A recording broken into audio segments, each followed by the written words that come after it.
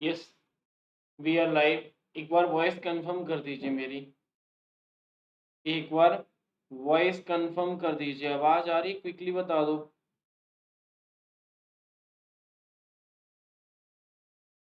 जितने भी student live हैं एक बार वॉइस कंफर्म कर दीजिए।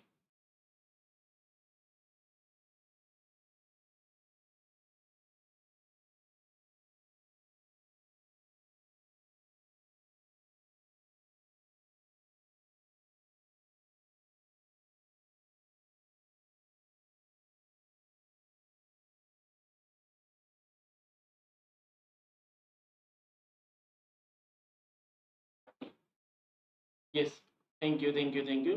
चलिए, very good evening to all of you, good evening. चलिए, सेशन की करते हैं शुरुआत। किसी का कोई डाउट, परेशानी, दुख दर्द हो तो कमेंट बॉक्स में लिख दो।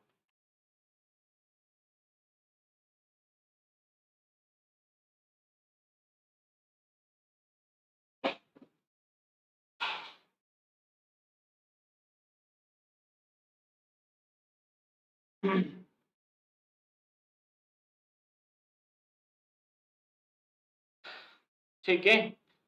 चलिए, तो जैसा कि आप सभी को पता है कि हम कंप्यूटर सिस्टम को कंप्लीट कर चुके थे और कंप्यूटर सिस्टम में हमने 5 कंपोनेंट देखे थे, जिसमें सीपीयू हमने कंप्यूटर सिस्टम में ही समझा था और 2 कंपोनेंट को हम प्रीवियस क्लास से समझने का प्रयास कर रहे थे, जिसमें इनपुट और आउटपुट डिवाइस हैं। इनपुट आउटपुट डिवाइस को हम पेरिफेरल डिवाइस के नाम से जानते हैं। जब कॉम्बिनेशन की बात आती तब हम पेरिफेरल डिवाइस कहते हैं। ठीक है।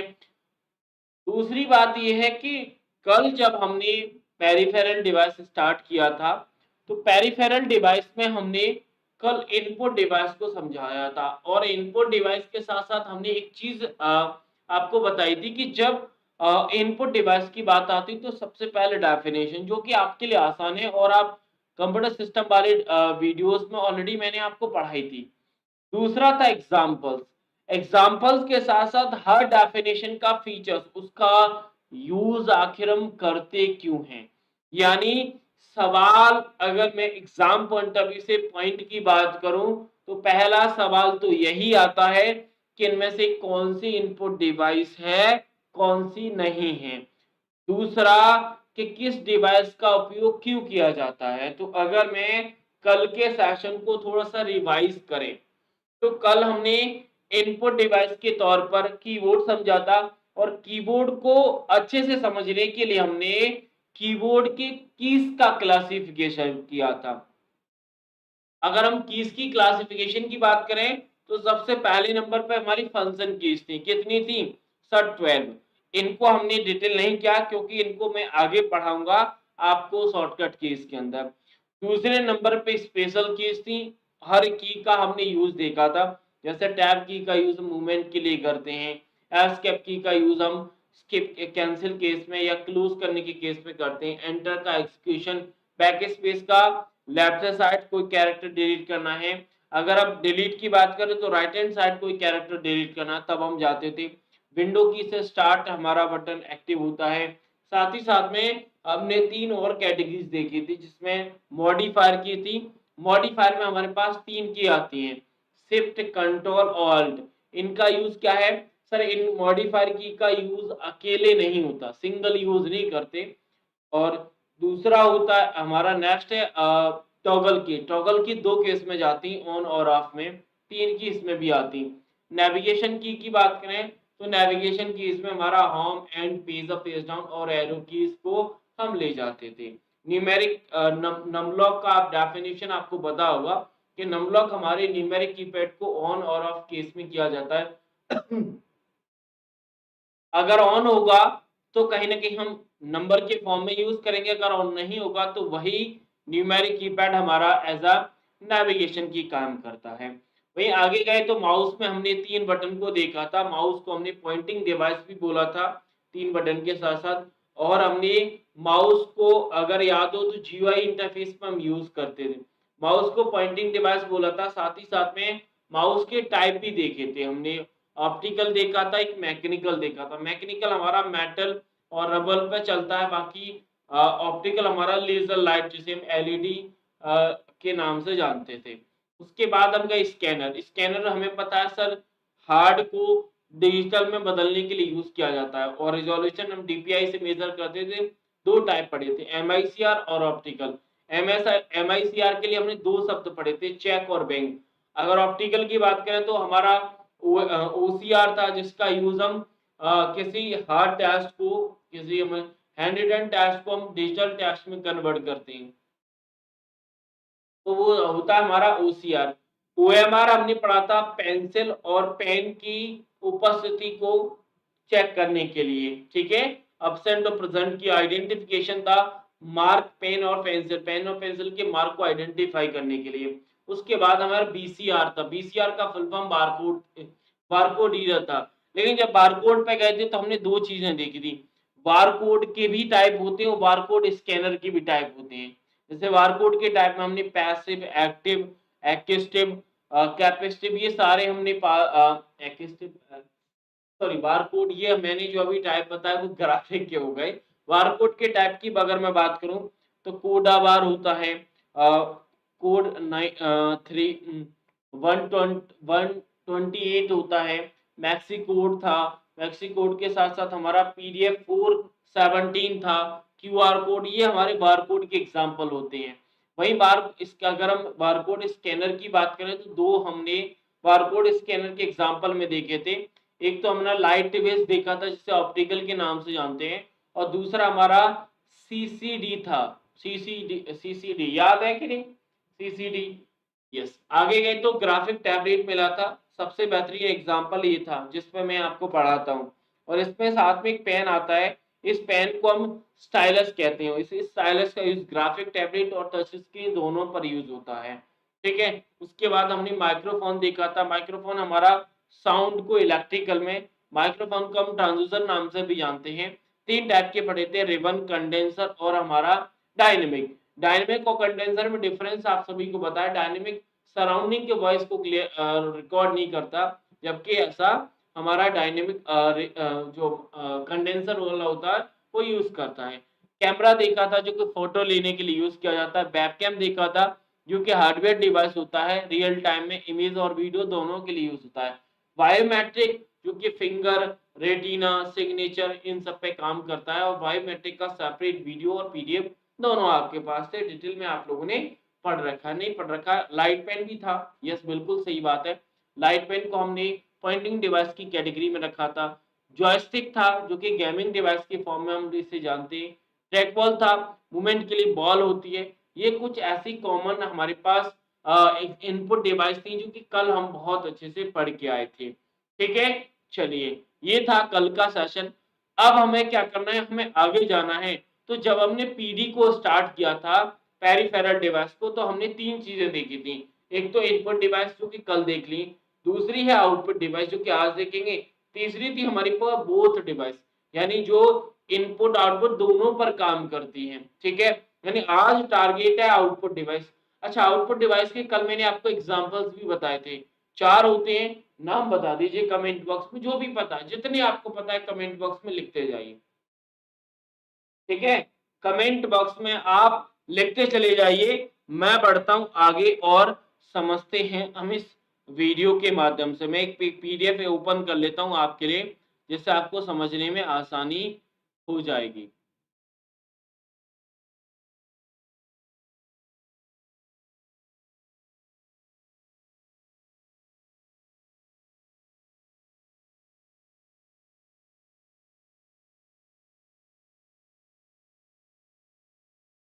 किसी की कोई परेशानी, दुख, दर्द है तो बता दो भाई।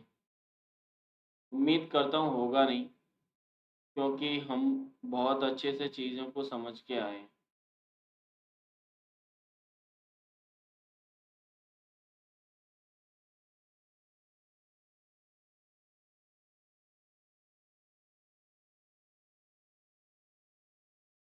चलिए, इन चार में पूरा का पूरा डिटेल है। सर, मॉनिटर, प्रिंटर, स्पीकर और प्लॉटर चार होती हैं। Printer, plotter, speaker and monitor. बिल्कुल करेक्ट है भाई, बिल्कुल करेक्ट है। आप चीजों को ध्यान से सुनना भाई। और हाँ, अगर मैं कभी आपको बता देता हूँ कि आगे का टॉपिक ये है, जैसे आज मैंने आपको बता दिया कि कल हम बोथ डिवाइस पे काम करेंगे जो इनपुट आउटपुट दोनों होती हैं, ठीक है। तो अगर आपको समय मिला करे तो उसको एक बार पीडीएफ से पढ़ के आ जाया करो, क्योंकि मदद मिल जाती है आपको। और नहीं पढ़ के आओगे तो ज्यादा इशू नहीं है, कोई दिक्कत वाली बात नहीं, बाद में भी पढ़ोगे, डाउट आएगा तो मैं बैठा हूँ आपके लिए। चलिए, तो उठाते हैं पहले number one, number by number चलते हैं। सबसे पहले नंबर पे हमें मिलता है मॉनिटर। और मॉनिटर ही क्यों? क्योंकि अगर मैं प्राइमरी आउटपुट डिवाइस की बात करूं जो कि जरूरी होता है, यानी जैसे हमने कल पढ़ा था कि अगर हम सिस्टम बना रहे हैं तो सिस्टम में प्राइमरी इनपुट डिवाइस कीबोर्ड और माउस दोनों आता है। और वहीं अगर हम आउटपुट डिवाइस में प्राइमरी की बात करें तो हमारा मॉनिटर आता है, यानी बिना इसके हम पीसी को बिल्ड नहीं कर सकते। ये प्राइमरी होता है, प्राइमरी मतलब जरूरी ही है, अदरवाइज वो कंप्यूटर बनेगा ही नहीं। चलिए, तो मॉनिटर समझ में आ गया। अब मॉनिटर को हम वीडीयू यानी विजुअल डिस्प्ले यूनिट के नाम से जानते हैं। बाकी पहले मैं शॉर्ट में बता देता हूँ, फिर मैं डिटेल करूंगा। साथ ही साथ में मैंने यहाँ पे पीपीआई लिखा है, रिजोल्यूशन लिखा है, CRT, LED, LCD, LED, OLED और टीएफटी, यानी ये जो 4 से 5 की पॉइंट लिखे हैं यही पूरे के पूरे मॉनिटर को डिफाइन करेंगे। ज्यादा लिखने की जरूरत है ही नहीं रियल में, नहीं तो मैं भी लिखता, मैंने आपके नोट्स में नहीं लिखा है तो इसका मतलब है आपको भी जरूरत नहीं है। वैसे मैंने अलग से मॉनिटर का पीडीएफ आपको दिया है, फिर भी शॉर्ट में ये मैंने इसीलिए लिखा है क्योंकि अगर आप खुद के नोट्स बनाना चाहते हो तो ऐसे ही लिखना। और आपके पास नोटबुक तो होगी, तो सबसे टॉप पर लिख लो आउटपुट डिवाइस और सबसे पहले नंबर पर डाल लो मॉनिटर, ठीक है। अब जो जो पॉइंट मैं आपको बोलता जाऊं उसे आप अपनी नोटबुक में लिखते जाना, बाकी चीजों को ध्यान से सुनना। चलिए, बात करते हैं मॉनिटर की और मॉनिटर को समझने का। जैसे मॉनिटर का यूज क्या है? सर मॉनिटर हमारा आउटपुट डिवाइस है, ये बहुत बेसिक सा पॉइंट है, इसे लिखने की जरूरत नहीं। क्यों? क्योंकि एग्जांपल्स में हम इसे ऑलरेडी पढ़ते आए तो जरूरत नहीं है। सर इसका यूज करते क्यों है? इसका यूज कंप्यूटर के वीडियो कार्ड के माध्यम से, किसके माध्यम से? सर वीडियो कार्ड के माध्यम से कनेक्ट कंप्यूटर द्वारा उत्पन्न इमेज, टेक्स्ट, वीडियो, ग्राफिक की इंफॉर्मेशन को रिप्रेजेंट करने के लिए किया जाता है। यानी आपको अब यहाँ पर दो चीज समझ में आ रही है कि हमारे मॉनिटर को कनेक्ट करने के लिए जिस कार्ड की जरूरत होती है वो हमारा वीडियो कार्ड है। बाकी कॉमन सेंस भी लगा सकते हैं। क्यों? क्योंकि मॉनिटर हमें या तो इमेज दिखाएगा, वीडियो दिखाएगा, ग्राफिक दिखाता है, एनिमेशन दिखाता है, ये सारी चीजें दिखाता है। इसे ही हम वीडियो कार्ड, बाकी साउंड कार्ड होता है। अब साउंड कार्ड क्या करेगा? सर माइक्रोफोन या स्पीकर को कनेक्ट करेगा। क्यों? क्योंकि साउंड जो प्रोड्यूस करता है वो डिवाइस हमारे पास दो है, या तो हम इनपुट डिवाइस के साथ माइक्रोफोन के साथ जाएं या आउटपुट डिवाइस हम स्पीकर के साथ जाएं, तो दोनों, ये कॉमन सेंस वाली बात होती है। कॉमन सेंस लगाओगे तो चीजें अपने आप डिफाइन हो जाएंगी। तो वीडियो कार्ड की मदद से हमारा मॉनिटर कंप्यूटर से कनेक्ट होता है और ये मॉनिटर हमारे इमेज, वीडियो इन सबको डिस्प्ले कराने के लिए रेस्पॉन्सिबल होता है। वही मैंने आपको ये पॉइंट तो बता ही दिया कि हम मॉनिटर को वीडीयू के नाम से भी जानते हैं, जिसका नाम विजुअल डिस्प्ले यूनिट होता है। यहाँ पर विजुअल लिखा है और वीडियो लिखा है, ठीक है। Video terminal, video display terminal होता है। ये विजुअल और वीडियो दोनों का डिफरेंस आप आगे समझोगे जब हम इनके एग्जांपल्स को डिफाइन करेंगे। इनके फुल फॉर्म की डेफिनेशन को, जैसे अगर आपको याद हो तो डीवीडी, डीवीडी में जो वी फॉर होता है, काफी जगह वीडियो मिलेगा, काफी जगह आपको वर्सटाइल मिलेगा। ये दोनों दो अलग अलग पॉइंट से मिलते हैं। एक मिनट, जस्ट वेट।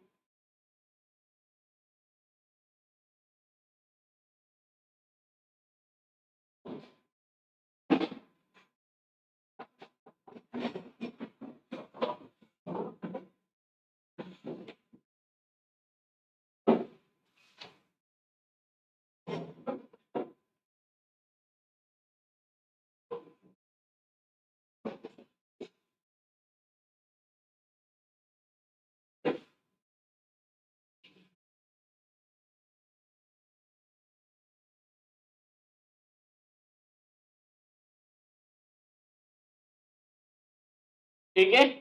चलो, सबसे इंपॉर्टेंट है मॉनिटर के डेफिनेशन के बाद मॉनिटर के टाइप। यही टाइप सबसे ज्यादा इंपॉर्टेंट है। अगर ये समझ में आ गए तो पूरा मॉनिटर समझ में आ गया। वैसे कीबोर्ड हुआ, माउस हुआ, मॉनिटर हुआ, इन डिवाइस को समझने में हमें ज्यादा प्रॉब्लम नहीं होती। क्यों? क्योंकि अगर आप कंप्यूटर चलाते हैं, मोबाइल चलाते हैं, लैपटॉप चलाते हैं, तो ये तीनों डिवाइस प्राइमरी हैं। इनका यूज हम करते ही करते हैं, इसीलिए इनको ज्यादा डिटेल और समझने में हमें दिक्कत नहीं है, इसीलिए ज्यादा डिटेल नहीं करते हम लोग। ठीक है। चलिए, तो सबसे मॉनिटर के टाइप के नाम के साथ साथ आपको फुल फॉर्म जरूरी होता है। जैसे हमारा सीआरटी मॉनिटर है, कैथोड रे ट्यूब, सबसे इंपॉर्टेंट फुल फॉर्म। दूसरा है फ्लैट पैनल, जिसमें LED liquid crystal display, touch screen monitor, LED light emitting diode, OLED, ठीक है ना। और डीएलपी, जिसे डिजिटल लाइट प्रोसेसिंग कहते हैं, टीएफटी, थिन फिल्म ट्रांजिस्टर। ये जो डेफिनेशन है, जो फुल फॉर्म है, उसमें ही इनका डेफिनेशन है। जैसे मैं अगर सीआरटी की बात करूं, तो सीआरटी में रेस की मदद से, अब रे कैसी होती है सर? कैथोड रे होती है।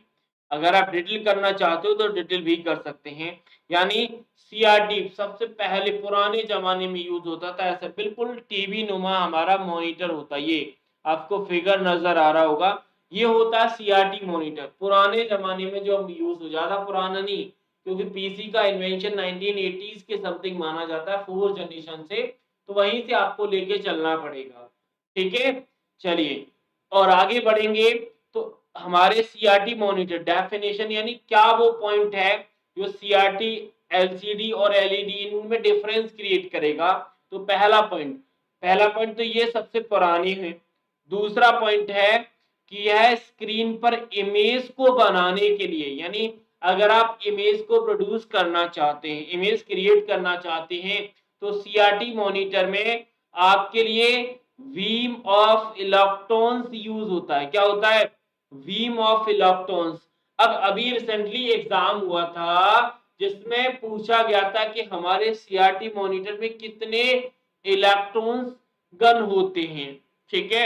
आगे पढ़ो तो खुद समझ में आ जाएगा। जैसे आगे पढ़ेंगे तो इसमें वे गन शामिल होती हैं जो स्क्रीन के अंदर इलेक्ट्रॉन की किरण को क्या करती हैं? फायर करती हैं। और इन इलेक्ट्रॉन को बार बार स्क्रीन पर टकराने के बाद ये गन, अब गन लिखा है यहाँ पे, लिखा है ये गन कितनी है? आरजीबी। अब ये आरजीबी क्यों है, क्या है, अभी समझ में आएगा जैसे जैसे आगे बढ़ते जाओगे। क्योंकि मॉनिटर और प्रिंटर कुछ सिमिलर कंसेप्ट अपने पास रखते हैं। क्यों? क्योंकि दोनों आउटपुट डिवाइस पर काम करते हैं। तो आरजीबी लिखो।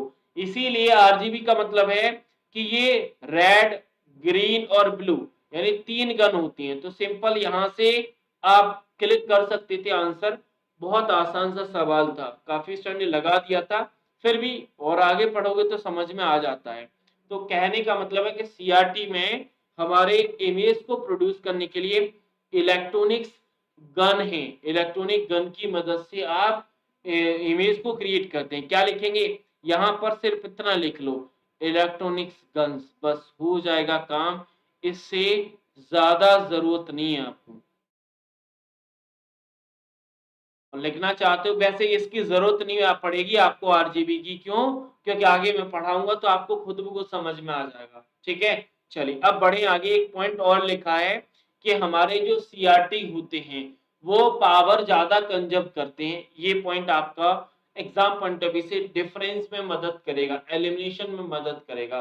दूसरे नंबर पर फ्लैट आते हैं। फ्लैट आप समझ गए होंगे, पतले होती है। इनकी क्वालिटी क्या है सर? एक तो एक लाइट वेट होती है और स्पेस को भी कम कवर करते हैं। दूसरा पॉइंट ये है कि ये सीआरटी के कंपैरिजन में पावर को कम कंजर्व करते हैं। मतलब पावर का अगर आप यूज की बात करेंगे तो ये हमारे फ्लैट कम यूज करते हैं पावर। और वैसे बेसिक सा नॉलेज है, ये पॉइंट आपके माइंड में सेट होगा, इसमें ज्यादा दिक्कत नहीं आएगी। लेकिन पावर कंजप्शन में एक हमेशा डाउट रहता है कि सीआरटी जो मॉनिटर है वो पावर ज्यादा लेते हैं, उसके बाद एलईडी लेते हैं, और एलईडी के बाद हमारा एलसीडी लेते हैं। ये आप जरूर लिख लेना, क्योंकि ये बहुत जगह, मुझे तो अलग अलग जगह मिला है। हमेशा स्टूडेंट को प्रॉब्लम पता है किस चीज में आती है, इसमें आती है कि सर एलसीडी में ज्यादा पावर यूज होती है या फिर एलईडी में। मैंने भी अलग अलग सोर्स पे लिख रखा है कि अलग अलग, सॉरी ये साइन आपका उल्टा हो गया, साइन ऐसे आएगा। अलग अलग सोर्स पे, काफी सोर्स पे एलसीडी में पावर कम यूज हुई है एज पर द एलईडी, लेकिन अगर आप सीपीसीटी के पॉइंट ऑफ व्यू से देखोगे तो 3 से 4 क्वेश्चन उन्होंने पूछे हैं, और 3 से 4 क्वेश्चनों में उन्होंने एलसीडी के बाद जो कम पावर यूज करता है वो एलईडी है, और एलईडी के बाद जो सबसे कम पावर यूज करता है वो एलसीडी है। ऐसे आप याद रखना, एलसीडी पावर, उससे ज्यादा एलईडी, और सबसे ज्यादा सीआरटी मॉनिटर होते हैं। ये पावर कंजप्शन वाला मॉड्यूल है, इनको आप लिख लेना। पावर कंजप्शन वाला ये फिगर है, तो इसको आप नोट डाउन कर लेना जो आपके पास नोटबुक है। मैं जाता हूँ फ्लैट पैनल में, हमारे पास दो हैं, एक तो एलईडी है, दूसरा हमारे पास गैस प्लाज्मा है। अब एलईडी या फिर एलसीडी, दोनों में डिफरेंस क्या है? एलईडी की अगर जैसे हमने सीआरटी के अंदर इलेक्ट्रॉनिक गन्स लिखा था, वैसे ही आप क्या करना है कि एलसीडी में आपको इसका जो फुल फॉर्म आपने पढ़ा है, यानी लिक्विड क्रिस्टल डिस्प्ले, बस यही सब्सटेंस है, इसी की वजह से स्क्रीन पर इमेज को क्रिएट किया जाता है। यही आपके एग्जाम में डिफरेंस क्रिएट करेगा। यानी 2 पॉइंट हो गए, पावर कंजप्शन सीआरटी से कम होता है, ठीक है, सीआरटी से कम होता है, और इमेज को जनरेट करने के लिए हमारे पास लिक्विड क्रिस्टल होते हैं, ठीक है। गैस प्लाज्मा की बात करें, वैसे तो एग्जाम में पूछा नहीं गया है कभी भी, फिर भी लिख लेते हैं, समझ लेते हैं कि क्या गैस प्लाज्मा में क्या होता है कि दो हमारे पास गैस प्लेट होती हैं, इसके अंदर पराबैंगनी किरणें क्या होती हैं, छोड़ी जाती हैं, और इसी पराबैंगनी किरणों की मदद से स्क्रीन पर इमेज क्रिएट हो जाती है, ठीक है ना। अगर पूछा जाए कि अल्ट्रा रेज का यूज हम किस डिस्प्ले में करते हैं, तो आप गैस प्लाज्मा लगा सकते हैं। पूछा नहीं गया तो इसको होल्ड कर देंगे तो कोई दिक्कत नहीं आएगी। तीसरे नंबर पे टच स्क्रीन, वैसे टच स्क्रीन को मैं आगे पढ़ाऊंगा क्योंकि ये बोथ पर काम करता है, दोनों में, क्योंकि इनपुट भी कर सकते हैं आउटपुट भी कर सकते हैं, इसीलिए हम इसको कल डिटेल में देखेंगे। फिर भी यहाँ पर एक बार पढ़ना चाहते हो तो पढ़ लेना। वो पढ़ने पे क्या है, type of touch screen resistive होती है, कैपेसिटिव होती है, और एसएडब्ल्यू का फुल फॉर्म भी पूछा है काफी बार, और काफी बार ये भी पूछा है कि हमारा सरफेस एक्सिस्टिव वेव किस डिवाइस से रिलेटेड है, तो ये हमारे मॉनिटर से रिलेटेड है। साथ ही साथ में एक चौथी टेक्नोलॉजी और होती है जिसका नाम इंफ्रारेड है। क्या है सर? इंफ्रारेड हमारी चौथी टेक्नोलॉजी होती है। 4 टेक्नोलॉजी हैं हमारे टच स्क्रीन में, रेसिस्टिव, कैपेसिटिव, एसएडब्ल्यू जिसे हम सरफेस एक्सिस्टिव वेव के नाम से जानते हैं, और इंफ्रारेड, ठीक है। आगे जाएं तो आगे जाने पर हमें वही मिला जिसके बारे में हमें जरूरत थी, यानी एलईडी, क्योंकि यही तीनों हाँ सबसे ज्यादा पूछी जाती है, सीआरटी, एलसीडी और एलईडी। एलईडी में क्या याद रखना है सर? लाइट एमिटिंग डायोड, यानी ये लाइट वेट के साथ साथ इसमें जो पावर का यूज होता है वो एलसीडी के मुकाबले ज्यादा होता है। दो ही चीजों पर हम काम कर रहे हैं, पहला इसका जो इमेज जनरेट करने के लिए किस एलिमेंट या फिर किस सब्सटेंस का यूज होता है, तो वहां पर लाइट एमिटिंग डायोड का यूज करते हैं, और एलसीडी में हमारे पास लिक्विड क्रिस्टल डिस्प्ले यूज होता है। बाकी सीआरटी में हमने पढ़ा था इलेक्ट्रॉनिक गन्स की मदद से यूज होता है, ठीक है। बाकी सिर्फ मतलब जो बाकी मॉनिटर हैं उनको सिर्फ नाम से जान लीजिए, जैसे ओएलईडी, ये क्या होता है कि न्यू हमारे एलईडी मॉनिटर होते हैं न्यू टेक्नोलॉजी वाले। इसमें क्या है कि पावर हमारे सीआरटी के तुलना में, सीआरटी के सॉरी एलसीडी की तुलना में अगर हम बात करें तो इनका जो मतलब ब्राइटनेस है, इनका जो थिनर है, इनका जो रिफ्रेश रेट है वो काफी अच्छा होता है एलसीडी के मुकाबले। अगर हम डीएलपी मॉनिटर की बात करें तो ये डीएलपी मॉनिटर थोड़े से कर्व शेप में होते हैं, आपको नजर आ रहे हैं, आप अगर देखना काफी जगह पे लगे होते हैं, स्टूडियो में देखा होगा, काफी जो गेमिंग करते हैं वो भी एसी मॉनिटर का यूज करते हैं। डीएलपी मॉनिटर कर्व शेप में होता है, टीएफटी बहुत ही फ्लैट होती हैं, बहुत ही फ्लैट होते हैं। क्यों? क्योंकि ये हाई क्वालिटी ट्रांजिस्टर से बने होते हैं। किसका यूज होता है? यानी ये ट्रांजिस्टर से बने होते हैं, इसीलिए इन्हें बहुत ही फ्लैट, थिन फ्लैट ट्रांजिस्टर। और प्लाज्मा स्क्रीन ये तो हमने देख ही लिया, इसमें कोई डाउट नहीं, बिल्कुल एलसीडी की तरह होता है। ठीक है, चलिए अब आता है दूसरा पॉइंट, यानी पहला पॉइंट तो क्लियर हो गया। क्या? हमारा वीडियो भी समझ में आ गया, इनके एग्जांपल्स भी समझ में आ गए, इनके टाइप्स भी समझ में आ गए।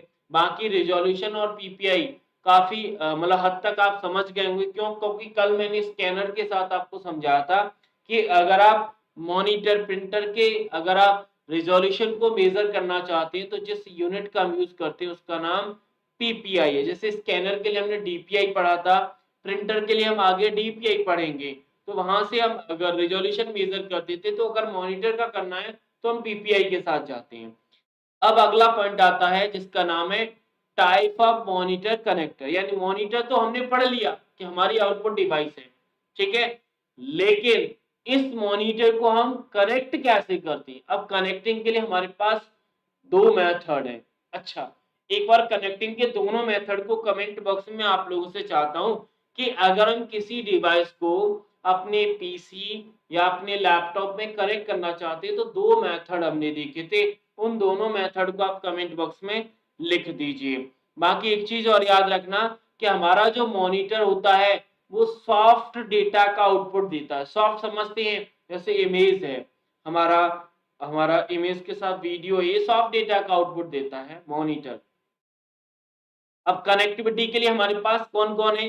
सर वीजीए है, डीवीआई है, एसडीएमआई, ये तीन सबसे पॉपुलर कनेक्टर हैं और सबसे ज्यादा हम यूज इन्हीं तीनों का करते हैं। बाकी इसके अलावा यूएसबी का सी टाइप है, थंडरबोल्ट है और डिस्प्ले पोर्ट है। डिस्प्ले पोर्ट में हमारा वीजीए, डीवीआई और एसडीएमआई तीनों आ जाते हैं। वैसे तो इन पोर्ट को मैं आगे चर्चा करूंगा, फिर भी यहाँ पर देख लीजिए, जब आगे पढ़ेंगे तो फिर से रिवाइज हो जाएगा। होता है ना कि किसी यस, बिल्कुल सही लिखा है, मोटर एंड वाई किसी ने बिल्कुल करेक्ट है। अभी दो मेथड है, वायर्ड या फिर वायरलेस। ठीक है, चलिए तो आते हैं मॉनिटर। मॉनिटर को कनेक्ट करने के लिए वीजीए, वीजीए का फुल फॉर्म होता है वीडियो ग्राफिक एरे और वीडियो ग्राफिक एडेप्टर। बाकी डीबीआई की बात करें तो डिजिटल विजुअल इंटरफेस होता है। एचडीएमआई की बात करें हाई डेफिनेशन मल्टीमीडिया इंटरफेस है। और डिस्प्ले पोर्ट ये तीनों आते हैं। यूएसबी हम लोग जानते हैं, यूएसबी जानते हैं कि नहीं जानते? नहीं तो पोर्ट में मैं समझा दूंगा, घबराओ मत आप। यूनिवर्सल सीरियल फुल फॉर्म तो आता है ना, नहीं तो फुल फॉर्म यहाँ से देख लो, आगे आपकी मदद करेगा। चलिए अगर हम वीजीए की बात करें, वैसे मैं पोर्ट को आगे पढ़ाऊंगा, लेकिन यहाँ पर फिर से पढ़ लीजिए, बाद में आप फिर पढ़ लेना पोर्ट को सेपरेट तरीके से। यहाँ पर जितने यूज होंगे उनके तो पढ़ ही लो कम से कम। अब वीजीए, जितने भी मॉनिटर अभी मैं पढ़ाने जा रहा हूँ सबका यूज हम मॉनिटर में करते हैं यूज। ठीक है, ये पॉइंट, पहला पॉइंट सब मैं बताऊंगा नहीं, लेकिन आपको याद रखना है। वीजीए को इंट्रोड्यूस किया गया था 1987 में। किसने किया था? सर आईबीएम कंपनी ने। किसने? आईबीएम। आईबीएम का फुल फॉर्म क्या सर? इंटरनेट बिजनेस मशीन है। ठीक है, इसका यूज हम ऑलरेडी पढ़ चुके हैं, ऑलरेडी पढ़ चुके हैं, इसको मैं रिपीट नहीं करूंगा। लेकिन पॉइंट ये है कि इस कनेक्टर को रिप्लेस कर दिया है डीबीआई और एसडीएमआई ने। क्लियर? समझ में आया? यानी वीजीए का यूज हम करते हैं मॉनिटर के लिए, साथ ही साथ में इसको 1987 आईबीएम ने इसे डेवलप किया था, इसको रिप्लेस कर दिया डीबीआई और एसडीएमआई।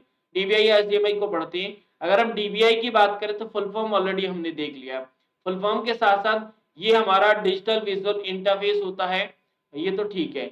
Display unit high resolution, high resolution वाली मतलब जो डिस्प्ले डिवाइस होती है उनको कनेक्ट करने के लिए यूज है। यानी अगर हम हाई, जैसे वही चीज है ना, मैं आपको समझाऊं कि हमारा वीजीए, जैसे आपके पास मोबाइल है, आपने देखा होगा कि आज आपके पास जो मोबाइल है उनको अपग्रेड करके, जैसे पहले 2 GB के मोबाइल थे, फिर 3 के आए, फिर 4 के आए, 6 के, 8 के आ रहे, 16 के आ रहे, तो ऐसे चीजों को अपग्रेड करते चले गए। तो अगर मतलब हाई क्वालिटी रिजोल्यूशन वाली अगर मॉनिटर को हम कनेक्ट करना चाहते हैं तो सबसे ज्यादा जो पॉपुलर हमारे पास कनेक्टर आता है उसका नाम डीवीआई है। क्या है? डीवीआई।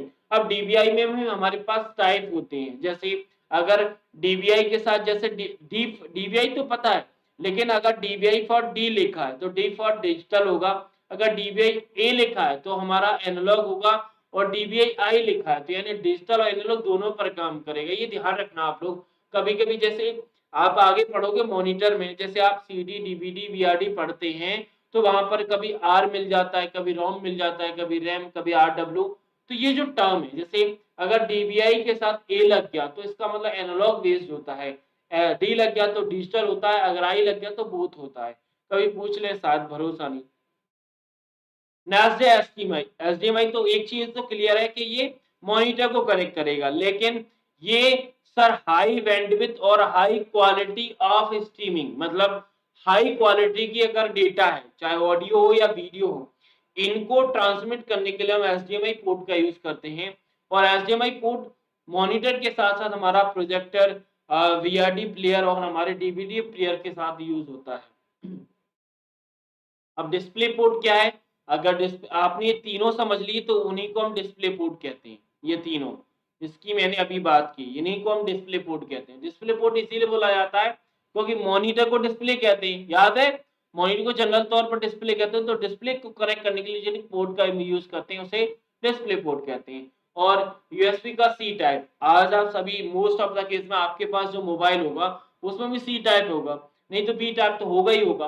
तो यूएसबी का यूज हम करते हैं पेरिफेरल डिवाइस को कनेक्ट करने के। मॉनिटर भी काफी हद तक कनेक्ट हो जाते हैं इस डिवाइस से। नेक्स्ट है थंडरबोल्ट। थंडरबोल्ट को समझने के लिए हमें यूएसबी का सी टाइप को समझना होगा। सी टाइप क्या होता है? सर सी टाइप की क्वालिटी ये है कि चाहे तो ऐसे लगाओ चाहे ऐसे लगा दो, वो करेक्ट हो जाता है। यही हमारे थंडरबोल्ट की डेफिनेशन को डिफाइन करता है। अब कुछ ऐसे टर्म, यानी हमने मॉनिटर के टाइप करेक्टर तो पढ़ लिए, अब कनेक्टर के साथ साथ हम कुछ टर्म को भी समझ लेते हैं। जैसे पहला टर्म है एस्पेक्ट रेशियो। कभी पूछ लेते हैं कि मॉनिटर का रेशियो क्या होता है, तो मॉनिटर के रेशियो के लिए हमें डिस्प्ले का हॉरिजॉन्टल, अगर आपको पता हो तो आपका मॉनिटर कुछ ऐसा होता है, चौकोर में होता है, जिसे हम रेक्टेंगल कहते हैं। क्या कहते हैं? रेक्टेंगल कहते हैं। और चतुर्भुज जिसे बोला जाता है, या आयत बोलते हैं, आयत। इस रेक्टेंगल में हमारे पास क्या सर चौड़ाई होती है, क्या होती है? चौड़ाई होती है और ऊंचाई होती है, दो चीज होती है। जो ऊंचाई को हम वर्टिकल नाम से जानते हैं और चौड़ाई को हम हॉरिजॉन्टल नाम से जानते हैं। ये बेसिक सा पॉइंट है, ठीक है ना? हॉरिजॉन्टल। तो यहाँ पे क्या लिखा है कि डिस्प्ले पर हॉरिजॉन्टल ब्रेथ, यानी हॉरिजॉन्टल हमारी ब्रेथ है, और वर्टिकल हाइट के रेस्पेक्ट में जो रेशियो है उसे हम एस्पेक्ट रेशियो कहते हैं। यानी सबसे पहले ब्रेथ, ब्रेथ के बाद हाइट आएगा, और ब्रेथ ही बड़ा होता है। अगर आप ध्यान से देखोगे ना, अगर पूछा जाए कि हमारी मॉनिटर में क्या बड़ा है, तो ब्रेथ चौड़ाई बड़ी होती है, ऊंचाई कम होती है। अगर हम ओरिएंटेशन की बात करें तो ओरिएंटेशन का मतलब डिग्री से है कि आप अपने डेस्कटॉप को किन डिग्री पर मूवमेंट करा सकते हो। 90 डिग्री कर सकते हो। आपने देखा होगा आपका विंडो ऐसे दिखता है, ठीक है ना? ऐसे दिखता है, यहाँ पर सारे आइकॉन आते हैं, यहाँ पर सारे आइकॉन आते हैं। आप इसको 90 डिग्री कर सकते हैं, यहाँ पर आइकॉन आए 90 डिग्री, यहाँ पर आपका टास्क बार पहुंच जाए तो 90 डिग्री, 180 डिग्री और 270 डिग्री। तो इन्हें यानी हम जब डिस्प्ले को अपने डेस्कटॉप को रिटोर्ड करा दें तो हमारा ओरिएंटेशन हो जाता है। रेजोल्यूशन, जो कि सबसे ज्यादा परेशान करता है और सबसे ज्यादा यही क्वेश्चन पूछा। आज रेजोल्यूशन समझ में आ गया तो प्रिंटर का आपको समझ में आ जाएगा, और बाकी स्कैनर में डाउट रह गया तो यहाँ पर तो क्लियर हो ही जाएगा। देखो रेजोल्यूशन की बात करें तो रेजोल्यूशन की मैंने आपको दो चीजें बताई थी, स्कैनर के लिए डीपीआई और मॉनिटर के लिए हमने पीपीआई। पीपीआई का मतलब क्या है सर? पिक्सल पर इंच। यानी हमारे हमारे डिस्प्ले मॉनिटर में वर्टिकली, अब वर्टिकली क्या होते हैं सर? वर्टिकल हमारे पास हाइट होती है, हॉरिजॉन्टल क्या होते हैं सर? हॉरिजॉन्टल चौड़ाई होती है। यानी वर्टिकली और हॉरिजॉन्टल के आधार पर नंबर ऑफ पिक्सल को डिफाइन करना हमारा रिजोल्यूशन होता है। यानी रिजोल्यूशन क्या करता है? रिजोल्यूशन उस वर्टिकली और हॉरिजॉन्टल के आधार पर हमारे मॉनिटर में कितने नंबर ऑफ पिक्सल्स हैं, जितने ज्यादा पिक्सल्स होंगे उतना ज्यादा हमारा मॉनिटर हाई क्वालिटी का होगा। अगर एग्जाम्पल समझना चाहते हो तो एग्जाम्पल अगर मैं रेशो समझाऊं तो 1024 और 769 ये हमारे पास रेशो होता है, हमारे पास एक रेजोल्यूशन है। सर इसका मतलब क्या है? इसका मतलब ये है कि 124 पिक्सल की चौड़ाई है और 768 पिक्सल्स की ऊंचाई है। क्यों? क्योंकि एस्पेक्ट रेशो मैंने क्या बताया था कि सबसे पहले हमारा ब्रेथ होता है, उसके बाद हाइट होता है, तो वही लिखा है यहाँ पर। अगर आप रिजोल्यूशन में समझ गए तो पिक्सल में दो चीजें आती हैं, एक पिक्सल डेंसिटी आती है जिसे पिक्सल का घनत्व कहते हैं, और एक पिक्सल पिच आती है, पिक्सल पिच। देखो डेंसिटी का मतलब घनत्व होता है, जितनी ज्यादा डेंसिटी होगी उतनी ज्यादा पिक्चर क्वालिटी अच्छी आएगी। अगर हम जितनी कम पिच होगी, जितनी कम पिच का मतलब क्या होता है? दूरी। क्या लिखा है कि पिक्सल पिच या डॉट पिच दोनों का मतलब एक ही है, is amount of space between each pixel, यानी पिक्सल के बीच का जो स्पेस है ना उसे हम पिच के नाम से जानते हैं। और जितनी दूरी कम होगी उतनी क्वालिटी आपकी इंक्रीज हो जाएगी। समझ में आया? यानी डेंसिटी ज्यादा है, घनत्व ज्यादा है, तो हमारा कहीं ना कहीं हमारी क्वालिटी इंक्रीज हो जाती है। वहीं अगर पिक्सल ज्यादा है तो हमारी क्वालिटी कम हो जाती है, क्योंकि पिक्सल का मतलब पिच का मतलब डिस्टेंस है। पिच का मतलब क्या? डिस्टेंस। दूरी जितनी कम होगी उसका मतलब पिक्सल ज्यादा होंगे, पिक्सल ज्यादा है तो इसका नहीं क्वालिटी ज्यादा है। ठीक है। अब इसके बाद सिर्फ दो टर्म और बचे हैं, जिसमें रिफ्रेश रेट और रेस्पॉन्स टाइम दोनों का आता है। कभी कभी पूछा जाता है रिफ्रेश रेट का मतलब क्या है? सर हमारी स्क्रीन पर सेकंड में कितने नंबर ऑफ टाइम अपडेट होती है, कितने नंबर ऑफ टाइम अपडेट होती है उसे हम रिफ्रेश रेट के नाम से जानते हैं। अगर आप मॉनिटर खरीदना चाहते हैं तो मॉनिटर में रेजोल्यूशन के साथ साथ हम रिफ्रेश रेट को भी देखते हैं, यानी पर सेकंड में कितने नंबर ऑफ टाइम हमारी स्क्रीन मतलब रिफ्रेश कर रही है, अपडेट कर रही है। इससे क्या होगा? जैसे गेमिंग के लिए अगर आप लोग को ध्यान हो तो गेमिंग के लिए हम जितना अच्छा रिफ्रेश रेट का क्वालिटी का मॉनिटर होगा उतनी अच्छी क्वालिटी का हमारा गेमिंग चलता है। ठीक है। तो कॉमन यूज में अगर हम बात करें तो कॉमन यूज में 144 यानी 144 हर्ट्ज का मॉनिटर होता है जो रिफ्रेश रेट पे। रिफ्रेश रेट अगर पूछी जाए तो किस पर मेजर की जाती है? सर हर्ट्ज में। ये भी याद रखना, नहीं तो कभी फंसा दें। जैसे हमारे सीपीयू में मेजरमेंट की यूनिट तीन थी, हर्ट्ज था, एमआईपीएस था, और हमारे पास फ्लॉप था जिसे एम फ्लॉप भी कहते थे, फ्लोटिंग ऑपरेशन पर सेकंड था कि नहीं था? बस ऐसे यहाँ पर चलता है। नेक्स्ट है रेस्पॉन्स टाइम। रेस्पॉन्स टाइम का मतलब क्या है? यानी सर रेस्पॉन्स टाइम वो रेट होती है जो हमारे पिक्सल्स, यानी pixels can be change from black and white, यानी हमारे pixels black and white, black से व्हाइट मतलब कितने टाइम चेंज होते हैं, कितनी बार चेंज होते हैं, उसे हम रेस्पॉन्स टाइम कहते हैं। अब रेस्पॉन्स टाइम में हमें ब्लैक एंड व्हाइट ही आता है, बाकी कलर है तो फिर कलर फॉर्म में चले जाएंगे। लास्ट पॉइंट है मॉनिटर में पावर कंजप्शन। और पावर कंजप्शन मैंने आपको समझा ही दिया है कि सबसे ज्यादा हमारा सीआरटी, उसके बाद एलईडी और उसके बाद एलसीडी होता है। तीनों को याद रखना, यही बेस है। तो यहाँ पर हो जाता है हमारा मॉनिटर फिनिश। अब मॉनिटर के बाद बचा है प्रिंटर। अगर प्रिंटर समझ लिया तो मात्र 2 से 3 मिनट लगेंगी, वैसे 3 मिनट लगेगी नहीं, 2 मिनट ही लगेंगी आपको पूरा लेक्चर को समराइज करने में या फिनिश करने में, क्योंकि आउटपुट डिवाइस पर सबसे ज्यादा यूज होने वाले और सबसे ज्यादा क्वेश्चन पूछे जाते हैं इन्हीं दो डिवाइस से, मॉनिटर और हमारा प्रिंटर। जैसे हमने मॉनिटर के लिए टर्म लिखे थे वैसे ही मैंने प्रिंटर के लिए लिखे हैं। पहला टर्म है टेक्नोलॉजी, यानी टेक्नोलॉजी आपको याद रखनी होगी टाइप डीपीआई रिजोल्यूशन मैंने बताया है, और स्पीड, स्पीड भी जरूरी है।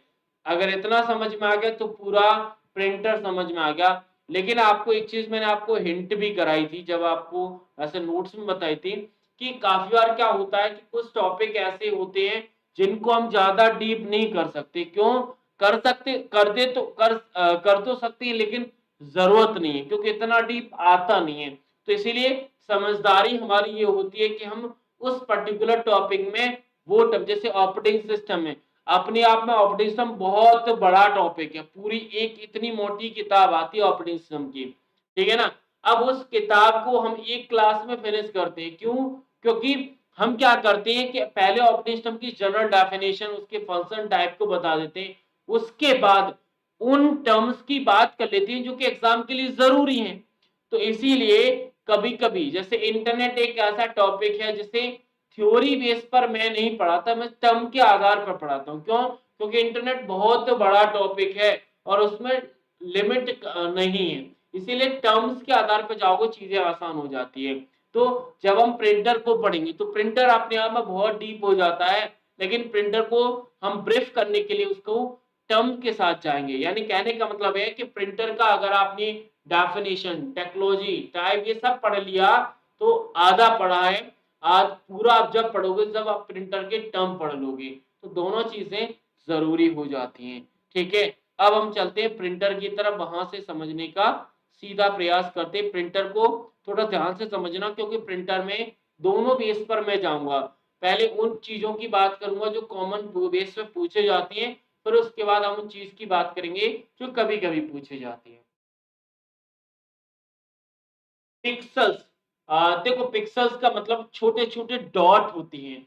जितने ज्यादा डॉट होंगे, जैसे आपको याद हो कि जैसे मैंने एक लाइन ऐसे ड्रॉ कर दी, अगर आपको याद हो तो ये मैंने लाइन ड्रॉ कर दी, ये लाइन ड्रॉ कर दी, तो ये लाइन किससे बनी है? ये लाइन छोटे छोटे डॉट से बनी है। यानी अगर मैं ऐसे डॉट बनाता जाऊं, ऐसे डॉट बनाता जाऊं, ऐसे डॉट बनाता जाऊं और इन डॉट को मिला दूं, तो कहीं ना कहीं लाइन बन जाएगी कि नहीं बन जाएगी? देखो, मैंने डॉट को मिला दिया तो लाइन बन जाती है। तो यानी हमारे जो स्क्रीन दिख रही है, जैसे मेरा फोटो आप देख पा रहे हैं, जो इमेज आप देख पा रहे हैं, उसमें छोटे छोटे जो पार्टिकल्स हैं जिससे वो इमेज बनी है, वो पिक्सल्स होते हैं। अब जितने ज्यादा पिक्सल्स होंगे उतनी क्लियर पिक्चर आएगी। ठीक है, चलिए वापस आते हैं प्रिंटर पर। और प्रिंटर और प्रिंटर के टाइप, प्रिंटर का जैसे हमने मॉनिटर का डेफिनेशन देखा था वैसे ही प्रिंटर है। यानी प्रिंटर भी हमारा आउटपुट डिवाइस है, लेकिन प्रिंटर की क्वालिटी ये है कि ये हमारे हार्ड डेटा का आउटपुट देता है। जैसे मॉनिटर सॉफ्ट डेटा का आउटपुट देता था, वैसे अगर आप हार्ड कॉपी में आउटपुट चाहते हैं तब आप प्रिंटर का यूज कर सकते हैं। ठीक है, ये सिंपल सा डेफिनेशन, ज्यादा प्रॉब्लम नहीं है इसकी डेफिनेशन समझने में। लेकिन प्रॉब्लम यहाँ पर आती है जब हम प्रिंटर को क्लासीफाई करते हैं। अब प्रिंटर को क्लासीफाई करने के लिए हमने दो टेक्नोलॉजी यूज की है। पहला, हम अकॉर्डिंग टू टेक्निक, और दूसरा हम स्पीड। यानी दो टाइप्स, दो टेक्नोलॉजी के दो तरीके से हम प्रिंटर को क्लासिफाई करते हैं, दो तरीके से। पहला टेक्नोलॉजी, अगर हम टेक्नोलॉजी की बात करें तो दो टाइप के प्रिंटर होते हैं। पूछा जाए कितने टाइप के प्रिंटर हैं? सर दो टाइप के। अगर अकॉर्डिंग टू टेक्निक पूछा जाए तो कितने होते हैं? सर दो टाइप के। कौन कौन से? सर इम्पैक्ट होता है और नॉन इम्पैक्ट होता है। अब यहाँ पर मैं बहुत इंपॉर्टेंट चीज बताऊंगा, ध्यान रखना। वैसे तो आपको पूरा पढ़ना होगा, लेकिन एग्जाम पॉइंट ऑफ व्यू से क्या रखना है उस चीज की हम चर्चा करेंगे। पहला है इम्पैक्ट।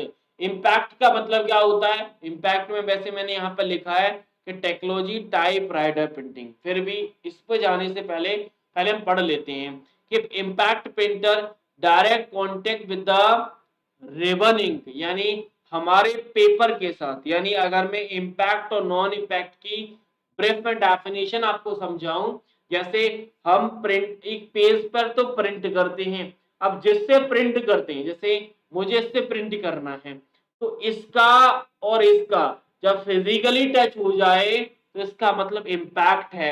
अगर फिजिकली टच ना हो तो नॉन इम्पैक्ट है। ये बहुत बड़ा डेफिनेशन है, यही इसकी मतलब डिफरेंस है। और ये जो मैंने अभी आपको बताया कि यही डेफिनेशन को डिफाइन करता है।